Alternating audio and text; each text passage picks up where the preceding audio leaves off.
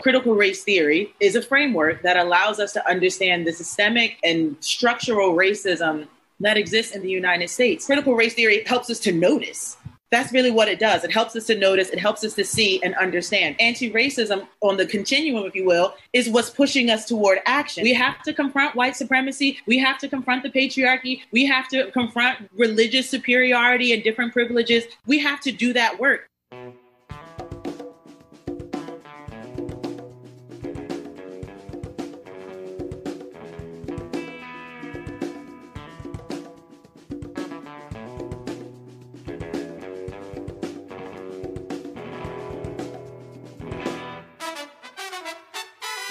Welcome to episode 64 of the Refuse Fascism podcast, a podcast brought to you by volunteers with Refuse Fascism. I'm Sam Goldman, one of those volunteers and host of the show. In today's episode, we're sharing a conversation that I had earlier this week on critical race theory with Dr. Chanelle Wilson, Associate Professor of Education at Bryn Mawr and Haverford Colleges, and Director of Bryn Mawr's Africana Studies program. It's Juneteenth weekend, so it's extremely apt that we talk about the memory wars taking place around the foundational role slavery played in this country and how white supremacy continues to shape and dominate American life. This is also the week that the Texas state government banned the teaching of critical race theory and associated concepts, apparently still mad that those slaves were freed on the first Juneteenth. The attacks on critical race theory are a pillar in this whole fascist assault on everyone they see as less than human. To these Nazis, the act of even recognizing the oppression of Black, Indigenous, people of color forged through slavery, genocide, and oppression, which is woven into the economy, organization, and culture of this nation, is a quote unquote destructive ideology. The effect of this is reinforcing genocidal white supremacy. Critical race theory examines the ways in which slavery and white supremacy have shaped every sphere of society in the good old USA, including how the wealth was derived in large part from slavery, how the institutions, such as the police and law, are rooted in slavery. It also explores how modern-day segregation flows from the history of KKK terror and segregation, and how white people, just by virtue of being white, have a leg up in this society because of how it's historically developed.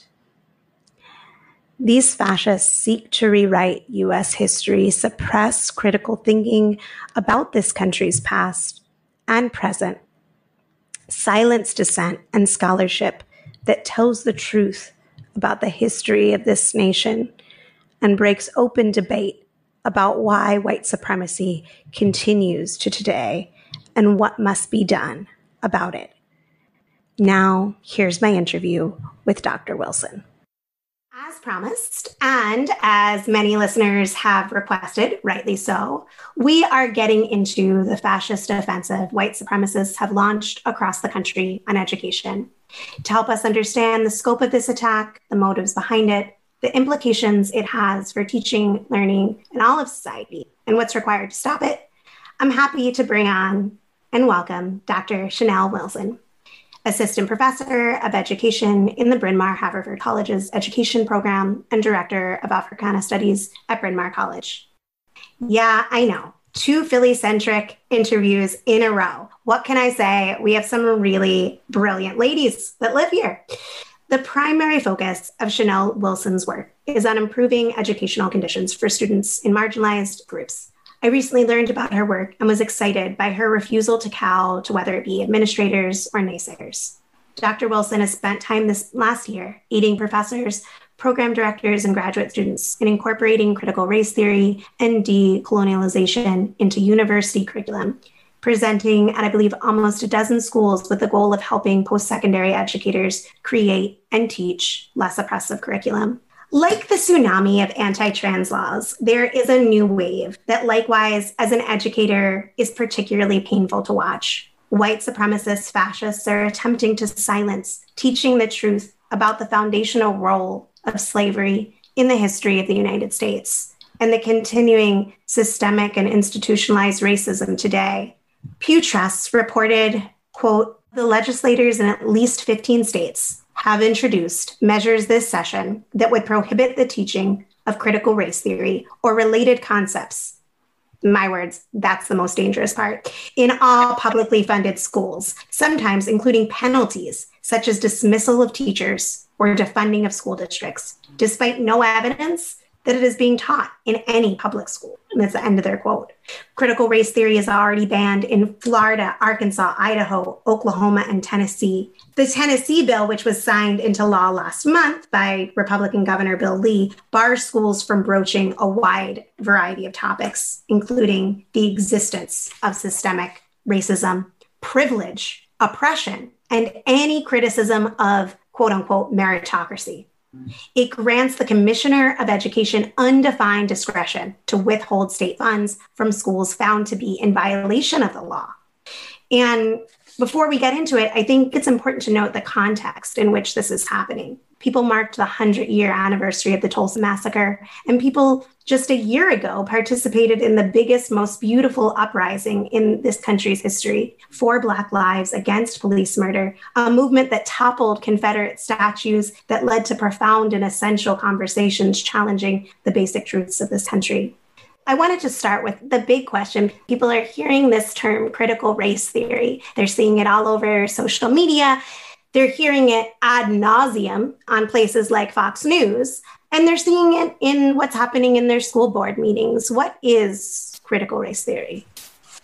Critical race theory is a framework that allows us to understand the systemic and structural racism that exists in the United States. I say it in those words because it is that simple. It is a tool that helps us to understand the past of the United States and where we are going and where we can go if we pay attention to something that is inherent in this country's founding and in the way that this country continues to operate. But really, that's all it is. It is a framework that helps us to see race as integral and something that we need to pay attention to if we want to create a better and more just future.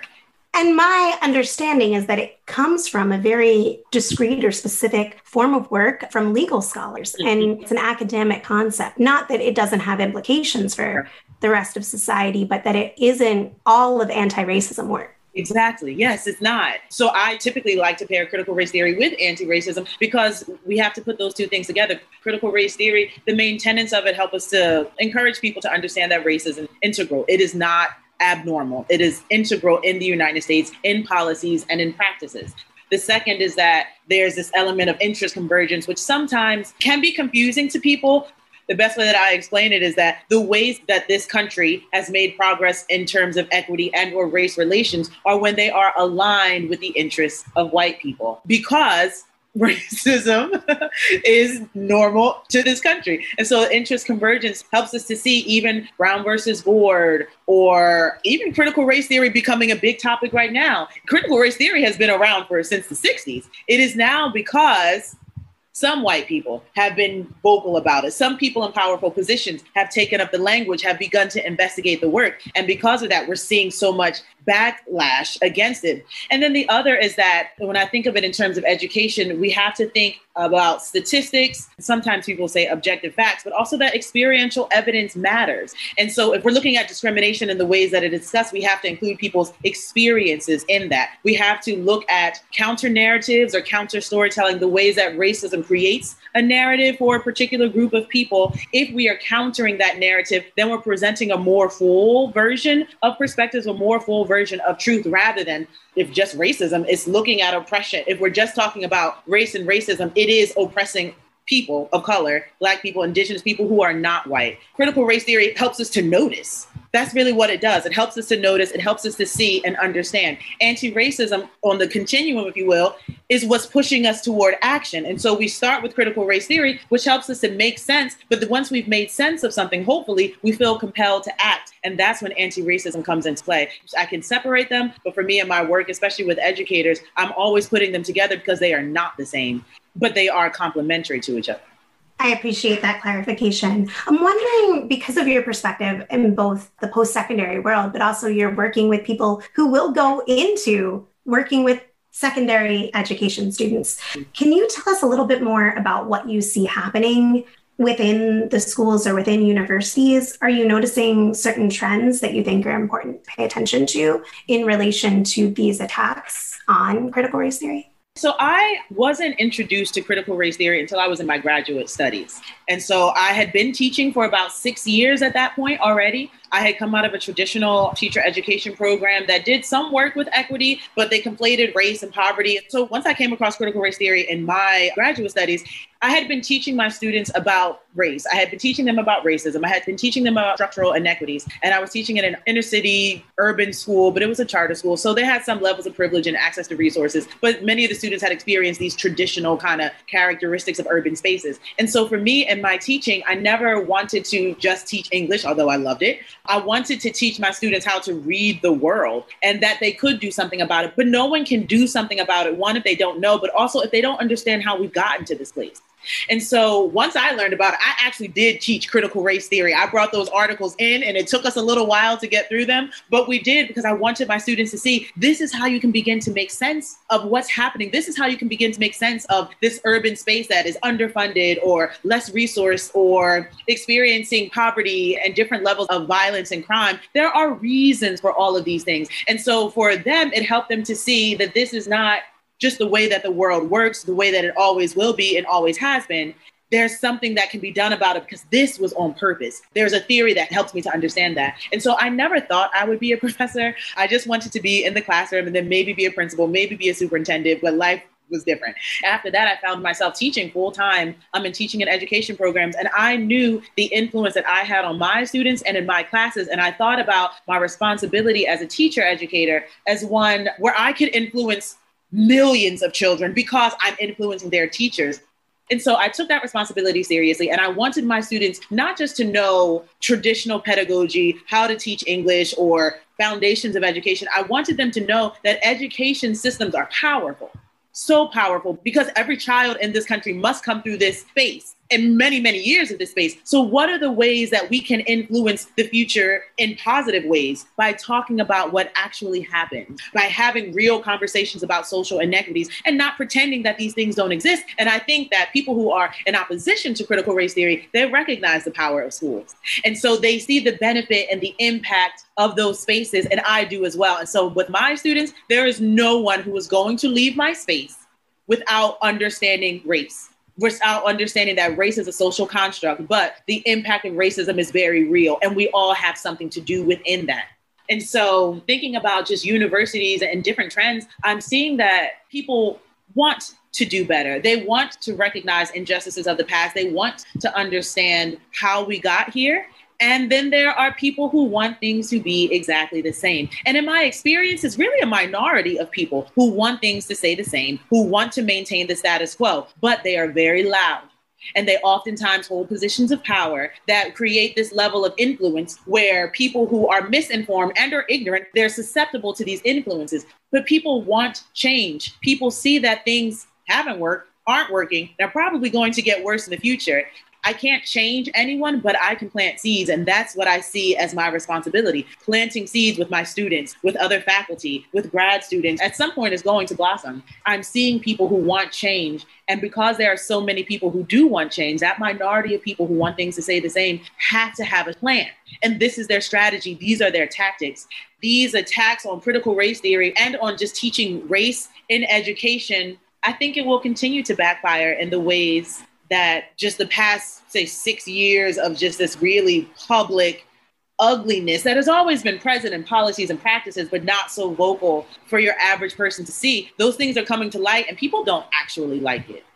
I think that the work that you're doing with future educators or current educators that are honing their practice, I think is really important. And I'm not sure, though, whether I agree with that other side is losing and that I don't want to put words in your mouth that will inevitably win. I think that one of the most dangerous things about this wave is the vagueness of these laws. We know that critical race theory is not taught in most undergraduates, let alone graduates, never come in contact with it. As you were pointing out in your own experience, it definitely is not something that secondary students have access to. And my understanding is that there's intentional vagueness in many of these laws. Yeah. Could you maybe talk to what the danger with that is for people who are teachers and for students, what they might miss out on? The intentional vagueness and ambiguity is motivated by two things. One, the people who are writing these things, they don't understand it. That's one piece of it. The other is that if there's ambiguity and less rigid language, then there's this catch-all for everything that has to do with equity, everything that has to do with race, everything that has to do with pushing people forward and moving toward actual justice. It's a really clever tactic. I'm trying to think of the language that you used when you were reading, I forget which states, it says other related concepts, I think is what you said. So other related concepts, that can mean anything. Because of that other related concepts, language and the ambiguity that exists, it sparks fear. And that's the goal of this. It really is to spark fear in communities, in teachers, in students, so that if we instill this amount of fear, then we don't even have to do the work. We don't have to police people's classrooms. We don't have to look at their lesson plans. They'll do it themselves. And so this inciting of fear is a necessary tactic. And I just maintain a radical hope that we will win, because it's only been about, let's say, 400 to 500 years of this. Hopefully the world will go on for a lot longer. And I see that people, and I see that young children, but even teenagers, I see them seeing the world differently. I see them pushing back sometimes against, even if it's in small ways. I see that. And I don't think that they're going to stop, because the ball is rolling and we will win. I see the opposition. That to me is proof that we're winning. It is proof that change is happening. Because if it weren't, they would not be saying anything. They wouldn't be doing anything. They wouldn't care. They'd be doing the same thing that they've always been doing. But because they see change, and they see, one, that white people are beginning to want change, that's when the attack has to happen. You know, people of color and people from minoritized groups have been yelling and screaming for hundreds of years. No one cared. But now that there is some difference, and that is a difference, and that's interest convergence, which is what critical race theory teaches us. And so we can begin to recognize these things. And to me, it's motivating. But that ambiguity is for the sake of fear. And many people are afraid. People can be afraid. I gave up fear a little while ago. I am not afraid to be fired. I am not afraid to step away from a job. I am not afraid of those things, because I know that what I'm doing, it is as right as I can be in that moment with the information that I know. And that motivates me to keep going. And so this idea of fear will stop people from doing the work before they ever start. That's what the goal is. Now, I read an article this morning, I think it was from NBC. It was talking about parent coalitions who are attacking school boards and all of those things. And so that's the goal. If they start from the top and get people on the bottom to do the work, then they don't have to do anything. They just write the language, they say the language, and then all of these people, quote, I won't say they're on the bottom, but they're not in those positions of legislative power. Those people, those grassroots organizations, they're going to do the work of asking their kid every day what they talked about, or asking to see people's lesson plans, or even some people will probably ask to go in and observe classrooms. So it's like there's this level, and then there's minions who will go out and do this work when they don't even understand what they're doing. But what they too see is change. And they don't want that type of change for whatever reasons. I don't necessarily care to understand them, because this fear of losing even that social power is so motivating that people will spend thousands of dollars to hire lawyers or sue schools or sue school boards, or to try to pass particular different types of injunctions or amendments, or they will do all of this work. They will spend all the time. But how much time in your life, how much privilege do you have to be able to devote this much time to tearing down something that is going to make people be seen and treated as equal? When we reach true racial equity, everyone will be better. And that's my motivation. That's my goal, whether people understand it now or whether they get to see it in 50, 150 years. I think this fear aspect that you were pinpointing, I think works on both sides. The teacher and the educator, their fear and their self-censoring, and the fear that gets tapped into by these fascists of you're losing power, what you've come to believe as true is being challenged. So I think that that is really important. And it's important that those who care about whether white supremacy is upheld and enshrined or whether it's dismantled, that we don't cow to that fear. Right. But this idea of like what people have known to be true, like their experience, these are things that traditionalized education and curriculum, they perpetuate this status quo that doesn't actually exist. Of course, I've had some students who are in opposition to the ways that I teach and trying to help them to understand the world. And they say, well, this doesn't make any sense because how could it have been hundreds of years of this? This doesn't line up with my experience. And the thing is, with critical race theory, even though people aren't actually teaching the theory, if you understand it and it's a framework for your action, then it helps people to see beyond their experience and to see what other people are experiencing. But if we put a stop to that, we'll never do that work. We will maintain this Eurocentric, white-centric space that doesn't really work for very many white children. It doesn't work for them either. But if we can continue to perpetuate this false reality and get people to ascribe to that and then try to recreate that, then again, the people in quote power or who want to maintain white supremacy, they don't have to do the work. All they have to do is say the words, and then all of those people who are disadvantaged as a result of racism as well, even though they do experience particular moments of privilege, then they'll continue to fight against what we all actually do need. You spoke about this a little bit, but I think it's important to return to. Why do you think this is happening? And what's their goal? What would them achieving look like? What is driving it? What are they trying to win here? I don't know, but I have some thoughts. So I'm thinking about this kind of this make America great ideology, which never made sense to me, but it doesn't matter because it doesn't have to make sense. If it's catchy, people will go with it. And so this idea of making America great, but I think that people want to return to this space closer to like the 40s and 50s where patriarchy ruled, white supremacy ruled, was comfortable in that life was predictable.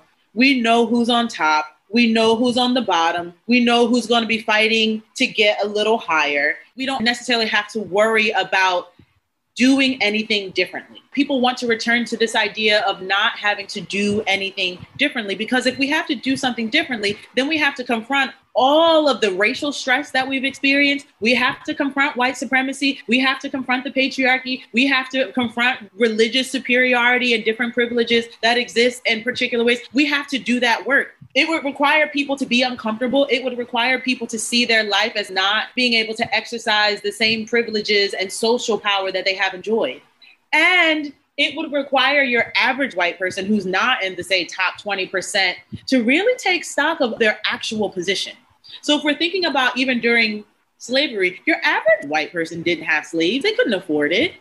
But if they could create the division with race, it would make those people, even though they weren't enslaved, but they were absolutely living in abject poverty. If they could see themselves as being better than slaves or indigenous people, that social power, that social privilege and positioning is what has helped us to maintain that system even hundreds of years from now. And so I don't think that your average person thinks of this, or your average, and I'm saying white people, but there are people of color who agree with these particular sentiments for different reasons. My thought is that to achieve actual equity, your average white person has to understand that they don't have the power that they think, even though there are privileges that come along with that. If people can use critical race theory or race to divide, then it will impede people actually coming together and uniting around economic justice, which is the biggest one. So I think there is this wanting to return to these golden days that didn't actually exist, but there was enough economic stability for people to imagine that life was okay, even though it wasn't, because we see only 20, 30 years from then that the economy is terrible. The country's relatively poorly run. The infrastructure needs a lot of support. Focusing on race and issues of race helps people to distract from the real problems. And distracting from the real problems continues to grow the 1%, and the other 99, they just fight amongst each other for nothing. I think it's really important, situating that the history that people both want to return from and also continuing to benefit from. I think that is part of what's so challenging to those who want to maintain power, of what does it mean if you have a populace that begins to question where the wealth of this nation came from originally and continues to this day to profit from. It's a basic but painful truth for many people that there wouldn't be no United States without slavery and the genocide of Native people, but very profoundly as it exists today, there would be no. The economic comes from chaining human beings and having human beings as property. And what a profound challenge to everything that exists today if people were able to confront the crimes of this country. So right. I was wondering whether you think that the forces involved in this onslaught of anti-education, I'm calling them anti-education laws, are they connected, do you think, in some ways? Are you seeing any common trends with those laws and the ones that are seeking to ban protests and restrict voter access to the voter suppression laws? I was thinking one place where I thought that this was really apparent was in Florida, where they have kind of the trifecta of all three of those things. And it's no shock that Trump protege Ron DeSantis is there. I was wondering if you're seeing that as a larger thing. Do you think that they're connected? I hadn't thought of it until this moment, but they are connected. And it points me back to what some people say is the purpose of education, is to develop an informed citizenry so that they can vote. But thinking about, voter suppression laws, even what I see sometimes as a misuse of free speech and this attack on equity focused anything, and the full recognition that schools are spaces and places where everyone in this country has to experience something. Now, I guess some people don't vote. Many people don't vote. A lot of people don't vote. But in recent years, the GOP or Republicans have seen particular political upsets in spaces where people of color have decided to go out and take action using their vote. So we think about the president and say like midterms and primaries and those things, but all those average political positions, council people, judges, prosecutors, and depending on where you are, those things are decided by people who vote. And so the more that it has become popular to get people to vote, and not just in the presidential elections, but in all of them, the more that people are able to see the power of their vote. And the more people want to use that power as a privileged citizen, because we don't even have to get into all the people who are disenfranchised through structural and for political reasons. And so thinking about people who are now beginning to embrace this privilege of citizenship to vote, that's one thing. Thinking about schools as being places where people are beginning to be informed about historical influences and how we've gotten to this space, that's another. And so putting those two things together, it creates the perfect storm for change. It creates the perfect strategy for equity. But we can't have equity, because if we had equity, then people who had actual economic power and privileges, they would actually have to give something up, even though they'd still be very rich. They still have all the money to do all the things that they want to do. How did the country start? It started by stealing land and bringing enslaved people in order to economically exploit the situation. And now, if people are voting, if people are learning about how this country actually was founded, if people are learning about how the country maintains its power, then people are probably going to want to change that, which means that money then has to change. Economic policies will have to change because people are paying attention. People are voting. People are saying something. People are recognizing what is actually happening. And I wouldn't say that think that many politicians see the bigger picture. They get caught up in what's being told to them to act within. And really, if we achieve justice, it would be economic justice. And economic justice would be racial justice. Racial justice would be gender justice, reproductive rights. All of those things would then trickle down and follow because they're all connected. And so what we have to do in order to maintain these huge economic inequalities that keep people separate and keep groups of people fighting against each other, we have to pick something. And race is always perfect because race has been made to be so uncomfortable in this country. It has made to be something that we don't talk about. So if we use race, race is perfect. Gender's a little tough because it's like, oh, I have mom. People are willing to see beyond that. But race is easy because race was created for the purpose of division. And now it's saying it's being used as a way to divide. But race was created to divide. It is doing exactly what it's supposed to do. And time again, it becomes the perfect strategy to stop people from uniting. And that's another goal, to stop people from uniting, because people from last year and a few years before, people have begun to unite in really beautiful ways. And those things must be stopped. That's so funny, because I was just about to ask you about the claim of division. You know, one of the biggest focal points in their attack is the 1619 Project, which is something that, thank goodness, is being used in some high schools. So thank you, teachers. Just yesterday, Cotton and McConnell introduced a bill to defund the 1619 Project curriculum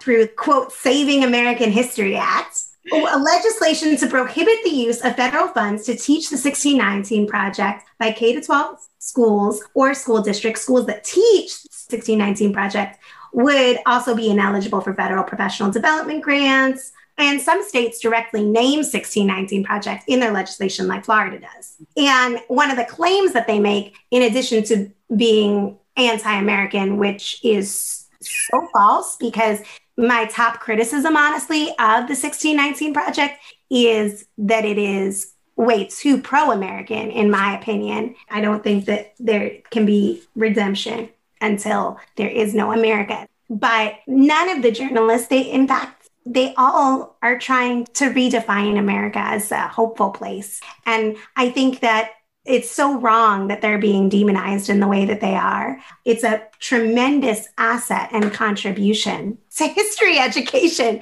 that we have this tool. But the other thing, in addition, is that they're being called divisive. And so that's why I really thought that your remarks about, no, it's not division that they're afraid of, it's unity that they're afraid of.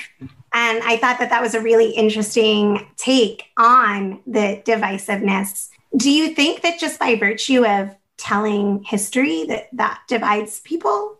No, but I do think that telling history from a non-white male historical perspective makes people have to confront uncomfortable realities and uncomfortable truths. And so because people don't want to be uncomfortable, then they will fight against that. And that's sometimes for people who are white, but I have had Black parents who don't want me to teach about race. They want their kid to be able to experience some level of hope. They're like, why would you try to crush their dreams right now? I'm like, I'm not crushing their dreams. What I'm trying to do is inform them. And once they become informed, then they can achieve their dreams in full recognition of historical impact and potentially be able to predict obstacles and be able to maneuver them, to work around them, to navigate the system well.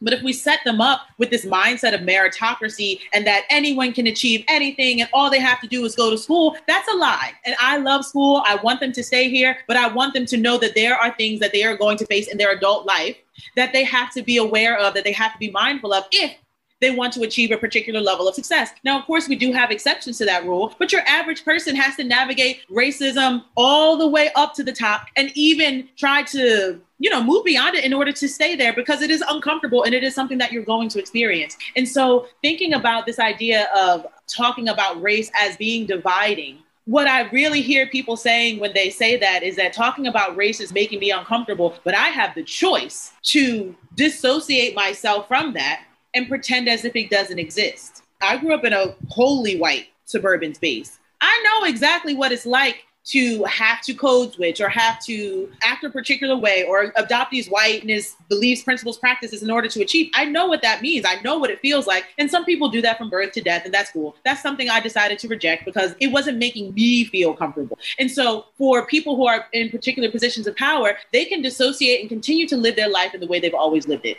because racism has created the space where they get to enjoy that level of comfort. If you are Black or a person of color or Indigenous, you have to see these things. You have to see the divide and figure out, okay, there's the divide. How can I work around it? How can I jump over the line? Or do I decide to stay back over here? So people who are in those positions of comfort have the ability to say, oh, it's dividing us. It is not dividing us. We've already been divided. You have just allowed a sprinkling of some people in. And then you've locked up some other people so you don't have to see them. And then you've kept people in these neighborhoods so that you don't have to see them. The divide exists.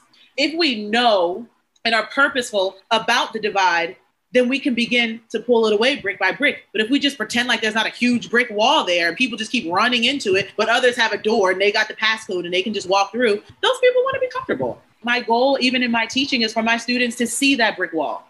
And they'll be able to set up a ladder and pull people up and over or begin to dismantle that wall. But the wall is there. We're already divided and we don't have to be. And many people don't want to be anymore. There's a lot of people who do. But there are growing numbers of people who don't want to be divided. And that gives me hope. So I wanted to go back to right after the election, because I think this is relevant to what we see happening. Leonard Pitts Jr. wrote, I think I want to say for the Miami Herald, but it could have been for another paper. He wrote right after the election, that weekend edition.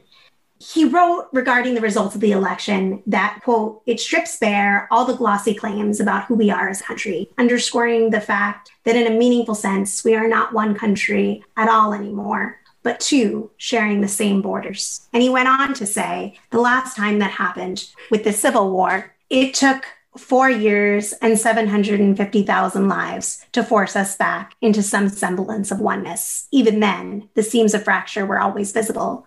Unlike that break, this one is not starkly geographic, South versus North. No, this one is city versus country, college educated versus high school educated, and most significantly, future versus past. Meaning that yesterday, this was a nation where white people were the majority, and tomorrow, it will be one where they are not. And that's the end of his quote. And I was wondering what your thoughts on this no longer one country, but two were, and whether you think that it's purely demographic or you think that there's some other forces at play, or what your thoughts are on it. Even the idea of one country, I struggle with that language because politically, sure, the United States is one country. But even in the founding of the United States, I don't agree with the founding of the United States as even being something that was necessary. I think it's James Baldwin who writes about it, talks about it. But this, as a Black person in this country, I knew I was an American citizen, but that never meant anything until I left the United States and lived somewhere else for a particular period of time. And the first time I had to fill out paperwork and it said nationality and I wrote American.